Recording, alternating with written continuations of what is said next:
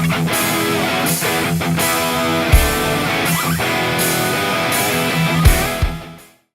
again, folks. Welcome to the Shut Up and Do It podcast, the place you can come and hang out with us while we go through all things real estate with a focus on bringing you top quality topics and speakers all believe in a get-it-done manner. I'm your host, Nick Allerud, creator of the Complete Deal Flow System and a principal with AA Real Estate Group, along with my partner and co-host, the Deal Flow expert, the sales trainer, the lead gen machine, the leader of the Solutions Group, and the broker in Esquire, Robbie Retzel. You're too kind. You were too kind. Yeah. No suit?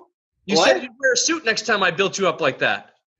You know, all my suits are. I don't go to the office anymore, so all my suits are dirty or not dry cleaned.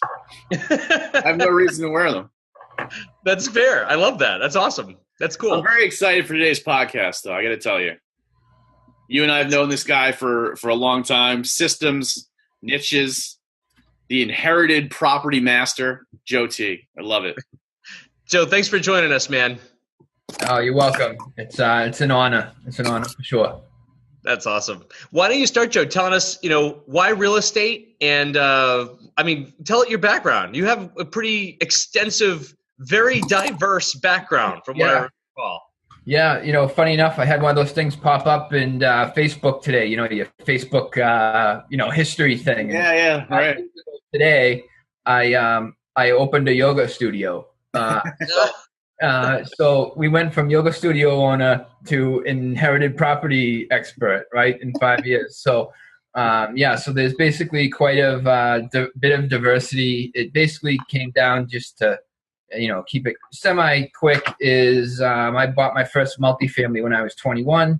And I was at that point at 21 years old that we bought it and refinanced it, and I had that money. And it was right before, it was in 2000, early 2000. So it was before the last, it was before it took off in the early 2000s. So I had that chance then to buy properties in Manchester, and we probably wouldn't be on this podcast right now. And I took, I would say, a left-hand turn with that money, and I didn't stay in real estate for a few years. And I got married, ended up in Texas. Got divorced, and then ended up in luck of the draw, Claremont, New Hampshire. And, I inherently wanted to do real estate that whole time. I've been a career machinist. And when I ended up in Claremont, I ended up starting, basically taking a 3-person company to an 80-person company. And are there 80 people in Claremont? There are surprisingly. We even got a rehab up there right now, surprisingly too. There you go. All right. I don't even know. So funny enough. So basically, I had this ingrained kind of systems approach. I mean, everything you do when you get into production machining, I would walk around with a stopwatch, and every movement I make, I had to record. Every 1 second meant money. If I could shave a second off, any process I did, it made money for us. Every week it would make money. The more guns I could make, we had an unlimited order. So I basically you'll see, and you guys know that ties into what we do and what I do and what I bitch about now is how inefficient real estate is. And, so that basically ended up in Claremont, bought some apartment buildings, owned the yoga studio, met my now wife in Nashua, and I was at the jumping off point. I was like, okay, I own a yoga studio. I am running 10 apartments, and I'm running a machine shop. And I have a girlfriend that lives 2 hours away. This just wasn't all adding up. I said, let's, are you going to do, should I get off the pot? Are you finally going to do this real estate thing or not? And I closed the studio and sold my house, left my job, and here we are. Basically, it's been, I think I moved down here. It's 3.5 years ago now. I moved down to Nashua and went at this with nothing, no plan, no nothing. Just, I know I got to make it somehow, some way. And that's it. No no 401k. There was no mommy and daddy giving me money, no trust fund. I had $25,000 from the sale of my house. That's what I had. I had given myself 6 months. That's what I had. And that's the short story of how I've ended up here. That's awesome. Burn the boats, man. Burn the boats. Yep. That's awesome. Has it been a big change, civilization, southern New Hampshire versus wherever the hell you were up north? Yeah. It was. It definitely was at first. And, being in Nashua, it was good for my personality to be up in Claremont. I liked it was good. It was relaxing. I was able to kind of chill out for the first time in my life and not be so high strung, and so it was good. And then coming down here and being around it again was just, I don't know, it was a head spin, But luckily enough, I'm back. I'm in Brookline now, New Hampshire, and on a couple acres, and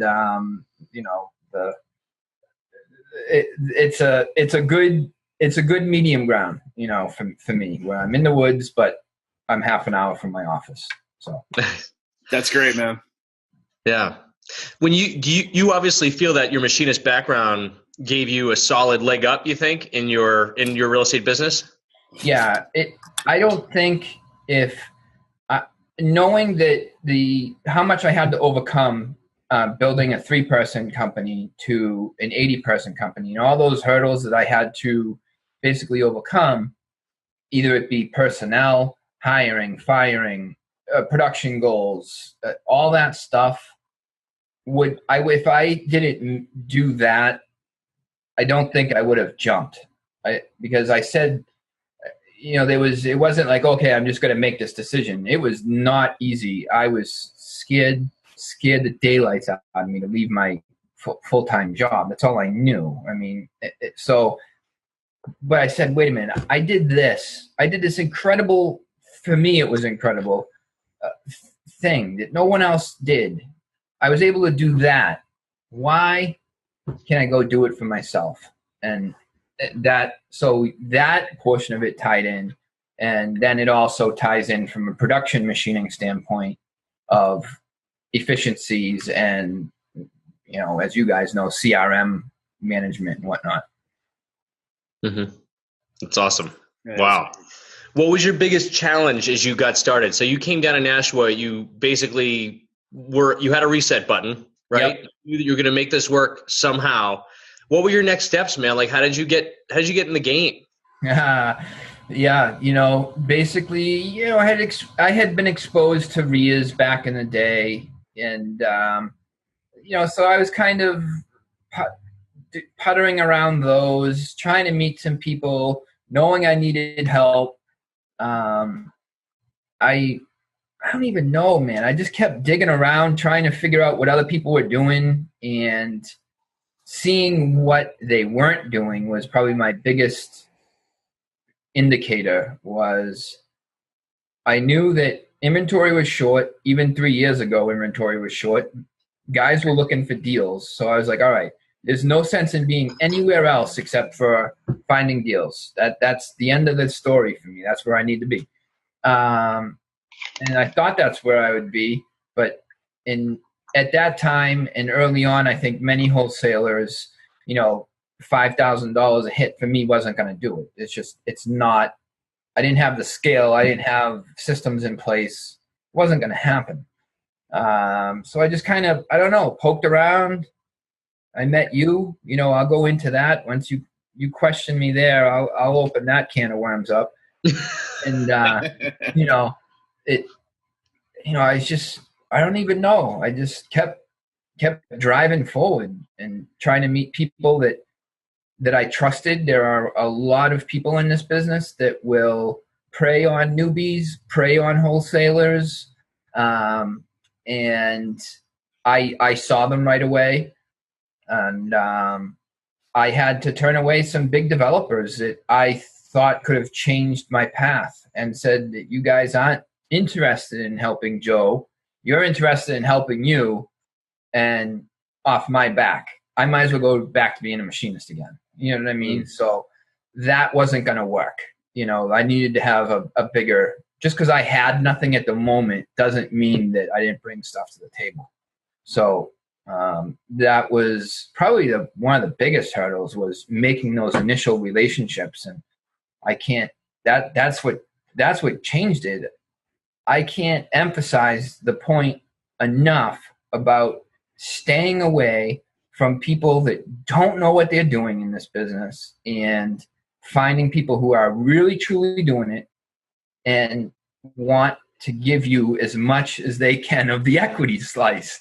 You know what I mean? Or whatever, however it is, they recognize what you bring to the table, So that was early on. Probably the biggest thing that I did was I made 2 key relationships that are still key relationships to this day, for me anyway. Nice. That's awesome. You have I have one Robbie, I promise I'll let you ask questions after please. this. Go. But Joe, it's interesting because one of the philosophies that a couple of us share are, some people say leap first, the net will appear. Some people say done is better than perfect. You were in the business, but you took things, I think, a little bit of a different way. And because of your background, I want to know, obviously it's worked for you since, but you built, I'm going to call it the machine, right? You built your system, your follow-up system, your response system, your touch system, your lead system. You built it all before you were really actively, were you already getting leads and stuff and you had to figure out a way to process them? Or did you build it all up first, knowing that for growth, and then you could just have a place to flow them all into? How did you accomplish that? Yeah, that's an interesting point. Because me and you talked about this early on, is I saw it instantly that I remember sending out, I don't even know, we'll just call it 1,000 pieces of mail. And I was driving for dollars that day, right? And I wish I had time to drive for dollars now, And I was driving for dollars, and that mail drop hit, and my phone would not stop ringing. I was like, how is this? What am I supposed to do with? I was like writing stuff on paper. Like, how am I even supposed to? What is this? And that was a very big eye opener for me. That first mail piece, that there is no way that this is remotely scalable at any.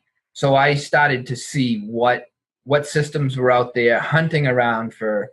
I didn't even know what CRM was. That wasn't a word that I knew 3 years ago, And then I met Dan Schwartz, and he had his thing going on Podio at the time, and he was running all these different things and GlobiFlow and all this different automation stuff. And when you say automation, my brain automatically just like, wait a minute, real estate automation? Like, let me check this out. And, so I just saw early on that how can I go to investors and ask them for money, for marketing dollars, if I can't monetize on those marketing dollars? Like, I had people willing to give me money because they saw I was willing to hustle it out. But in good faith, I couldn't take their money because I didn't feel good about where I was as a person, as a company at that time. I didn't have systems. So that is what I started to work on, and basically put my business on hold for a few months till I figured out how all these guys did it, and I copied it. And now I don't even use that system anymore. Now I went to the, guys who showed me everything. I use their system. That's awesome. So it's just interesting that, you literally put your business on hold. You halted your business while you went out to replicate this system, which is, I don't know a lot of people do that. It's really cool. Maybe that was, to your credit as a machinist back in the day. You saw the whole thing out in your head, needed to build it out first. So now you have the thing that we're just going to go down that conveyor belt, right? Like, maybe that's just what you needed to help proceed. I love that. Nice. Yeah. Yep. That's awesome. That's cool. So Rob's going to ask the question, why inherited property solutions? Go ahead, Rob. I didn't mean to take that from you. Please. Oh man. Yeah, I was going to switch gears. Obviously the riches are in the niches, as we know. And Joe, you are in a great niche. How did you find the inherited property or probate niche or whatever you want to call it? I don't know what it's going by these days. It's all right. I say inherited property, and that could be debated 10 ways to Sunday as far as all these other people out there. So I call it inherited because when I market to people, we found through market studies that inherited seems to be the word that fits best from a B2C standpoint. Mm-hmm. It tends to cover everything, even if they're an executor or a personal representative, executrix, whatever the word is, or they're a trustee or they're a surviving spouse. Inherited seems to semi-branch that off. So to answer your question, early on, the word wasn't inherited; it was probate, right? Any of the guru stuff out there, they say the word probate, and bandit signs, probate, foreclosures. What else? What are some of the other couple key points? Lots of it. Yeah, divorce. Yeah. Right. So dog walkers that want to retire. Yeah. So I just basically what I saw early on was it was hard to extract that data, and there wasn't a lot of people. When I was going to the courthouse, there was no one pulling court records, and I was like, okay, this is definitely where I need to be. No one's here. No one's doing this. That's it. Here's where I'm at. And then I saw I didn't have the budget to compete with the big guys and do 10 different avenues and do everything. And I didn't have the experience either. So I said, listen, I'm going to get good at one thing only for right now. And I'm going to do that really well. And that's basically how I ended up where I'm at now. I'd say probably 85% of the transactions we do are some sort of inherited property. Either it be listing, or we're buying it, or if I'm even just helping someone, it doesn't even turn into something. It usually does in the long run, but that's where I've stayed. That's awesome, and I know you've kind of taken it to the next level here. I mean, you go. It's not just mailing to the executor, like you were saying. You are getting in front of the people who are making the decisions. You're also going to attorneys. You're going. You're talking to groups like that. So, what for you? What has been the biggest leap as far as bringing you those deals? I mean, I know you're the expert in this space, but where? How did you build that up? Because I know you've done a ton of networking for people to actually take you seriously.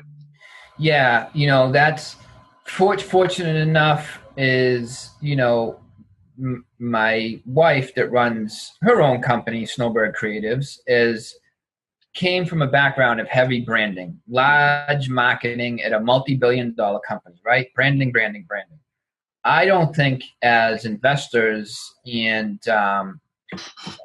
the typical real estate guru BS that they teach you, they don't teach a lot on branding, because it doesn't instantly bring you deals, right? So we're very focused as investors on leads, offers, deals, right? Leads, offers, deals, not branding leads, offers, deals, right? That's nowhere in the flow.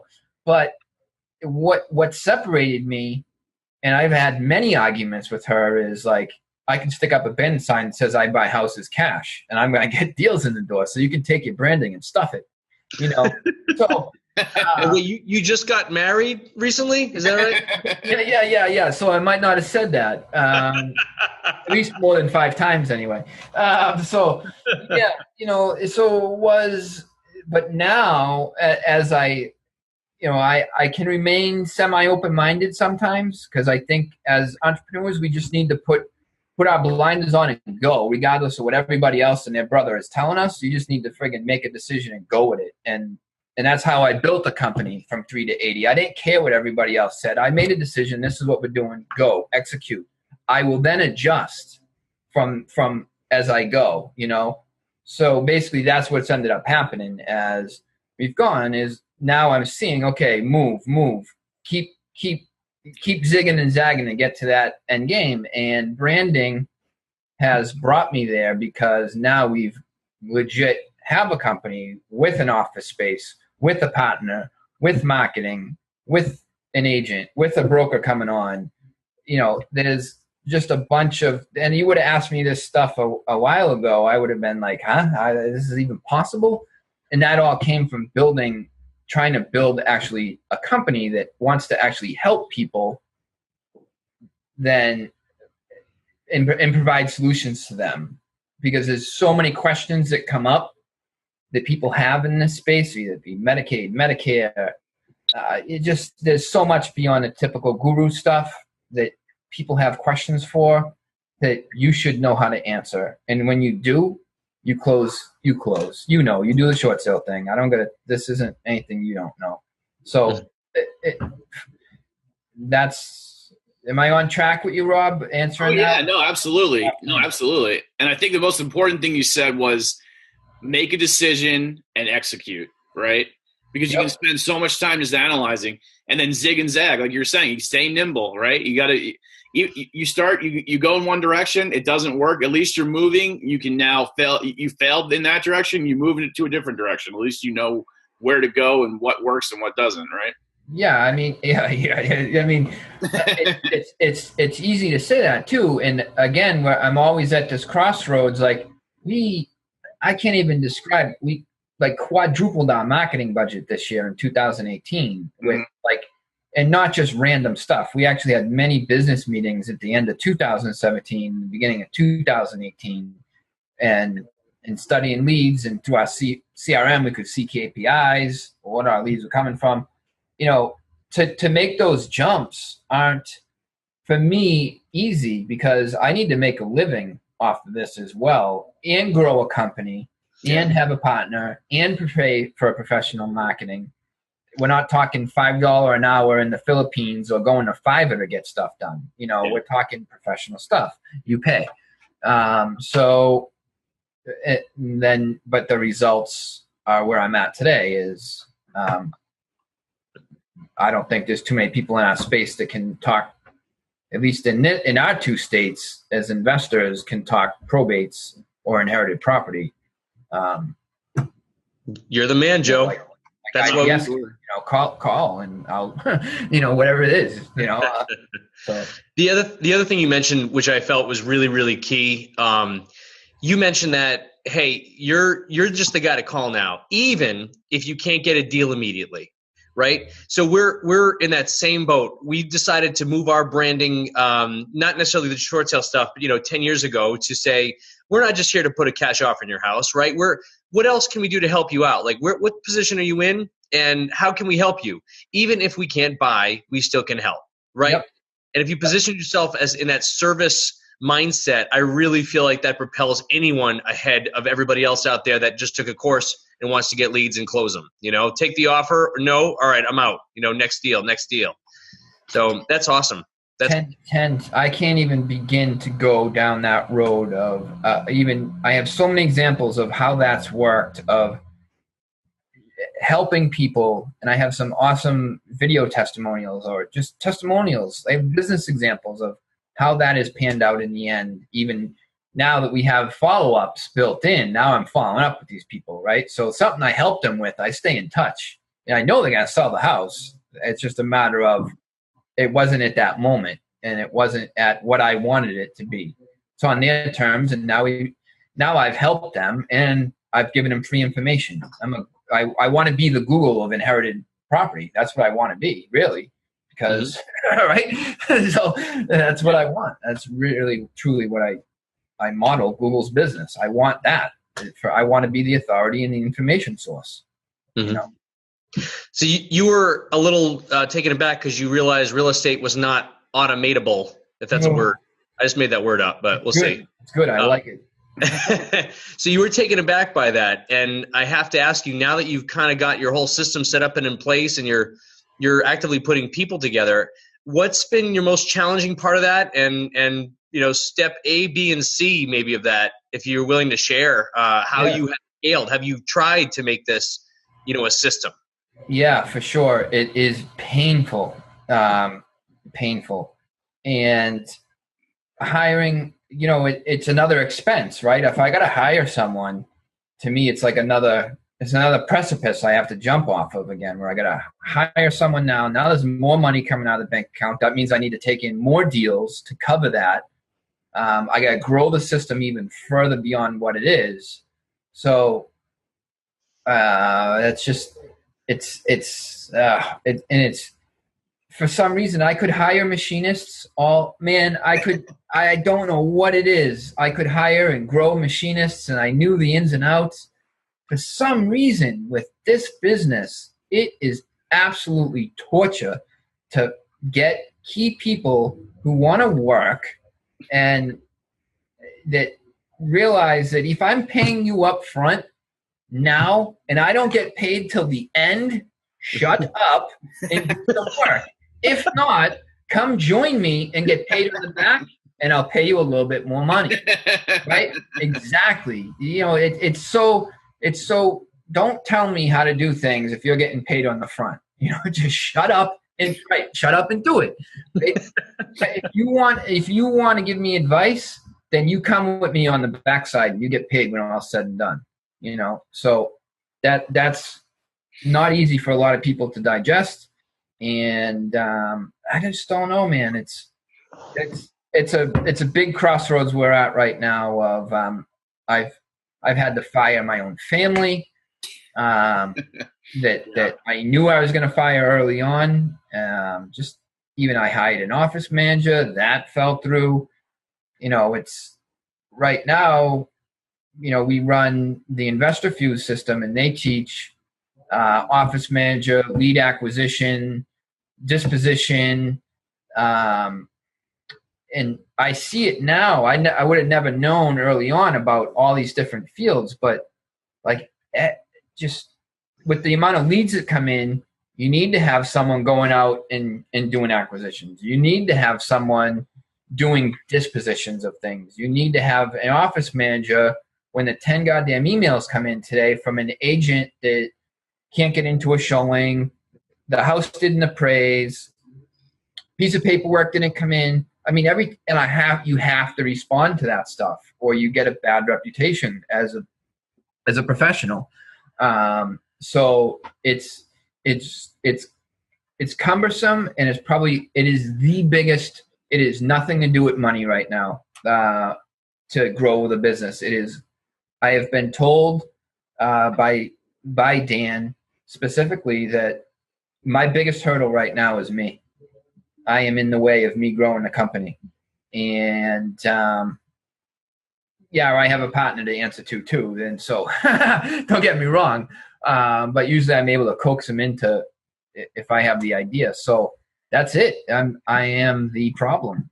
I am fearful of bringing on more help, teaching them, wasting more of my time, but I know it's where I got to go. Thank you for being so open, Joe. I mean, how many people are that? That's really key. And I obviously relate with you. I know Rob does too. I mean, finding those good key people that are willing to go the distance with you, that are willing to, put it in the same time and effort. It's just so hard, man. It's real hard. And I appreciate that, I think we all have to go through these challenges. The only companies around us that I know that are fairly big on the real estate side, they do employ like family partners. And you and I both have that experience where maybe that wasn't the best move that we had ever made. Mine wasn't in real estate, but still, can't fire your mom. Love you, Mom. Yeah, right. Did you get that order out today, by the way? Yeah, get more fruit. Stick more strawberries. No, faster. But thank you for being so open with that, man. That's good. Yeah, no worries. I ask people a lot of Rob has the other, I know he likes to ask the market question too, but I'll ask this question. What's the best purchase you've ever made that's under $100? Tim Ferriss asked the question. I love that question. So best purchase I've ever made that was under $100? Yeah. That's an interesting question. I don't even know. Best purchase under $100? Jeez, you got me stumped. I don't even know. Jeez. Yoga studio. Did you pay $100 for a yoga studio? No. I don't know, man. You got me stumped on that. I mean, right, we'll come back. We'll come back. Yeah, it might come. I bet you that'll pop into my mind. I'll come up with something snarky. Gotcha. All right, Rob, you love this question. Go for it. I don't love this question. We're geographically diverse lately, Joe. We were with Bill Roberts earlier. He's in the South Pole. You're all the way up there on the North Pole now. I mean, I don't even know where Brookline, New Hampshire is. I have no idea. Anyway, no, but seriously, I guess obviously real estate's hyper local. We know that, but generally in our area, where do you think we are in the market cycle? I mean, Nick and I have been trying to predict this for too long. We've been wrong the entire time. Yeah, it's interesting because I have a different thought process than most on this. Yeah. And I tend because I always hear you guys, and it drives me bonkers when I hear you guys talk about this stuff. and that's just me, and I know how you guys are, so that's great. And it's for me, I look at the number of machinist jobs and the number of manufacturing jobs that are going on right now. That to me is a key indicator of where the market is. With people, and this is just opinion. This isn't like some high. I'm not that smart with this stuff. This is just Joe's little opinion. And my little opinion is this. I remember before the crash, the amount of machinist jobs or manufacturing jobs that were out there. In Massachusetts at the time, there was over 300 machinist jobs. If you typed in CNC machinist, okay? Now the crash happened, and you were lucky if you were pulling 70 machinist jobs in manufacturing. Now we're up over those type of numbers. So we are definitely beyond. And I personally think that manufacturing has a heavy heavy impact on real estate, because so much stuff is made, right? And either it's a medical company that's making stuff. There's so much that goes on from manufacturing standpoint of things that if manufacturing's doing good, real estate's usually doing good. And right now, I don't see manufacturing declining. So that's just what I've done really good. I haven't sworn once. One BS, that's just the BS I feed myself to say. You've sworn twice, by the way. Sorry. And you're okay to swear on this podcast. All right.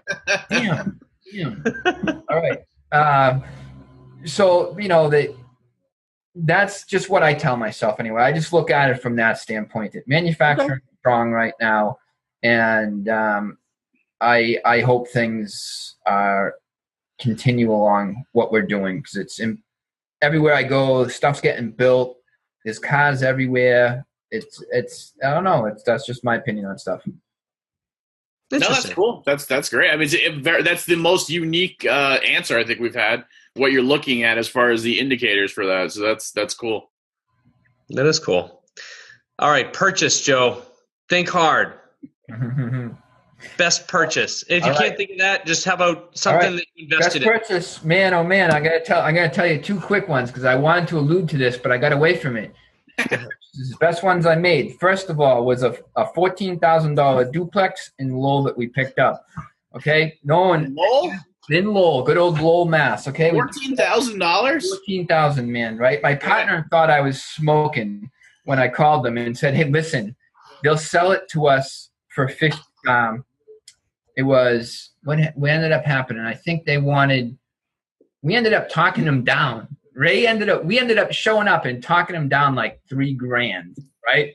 And we were like, we don't even know if we want to buy it. Yeah, right. And we cleaned it out, put $1,000 into it or something, and like put it on the market and sold it for $140 in minutes, right? That was a good day.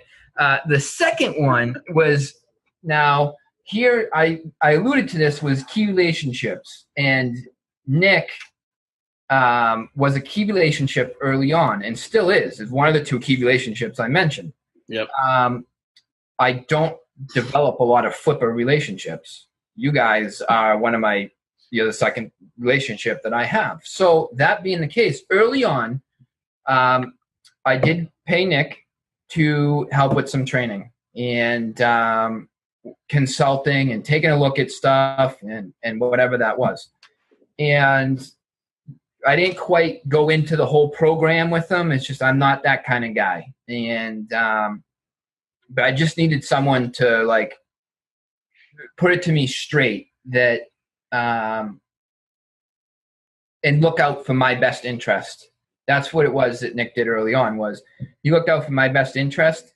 Even to this day, we've tried to work together, and we are working together now on a bunch of stuff. But early on, you didn't push me to come there, and you made business decisions or business advice that affected me that were always out for my best interest. So there were only two people who did that. You were one, and my now business partner was the other. Now, early on, I had a lead from a lady in Lowell, okay? And I know we've mentioned this story lately, but that lead basically was I knew this lady wanted to sell. She was moving to Germany, and I knew the ARV was 225 all day long. Now, I didn't have access to the MLS back then. I didn't have a way to get comps except for like Zillow, and I knew the Highlands and Lowell. So I had a gut feeling, which doesn't work for a lot of people. So this lady wanted me to come out. For some reason, she trusted me.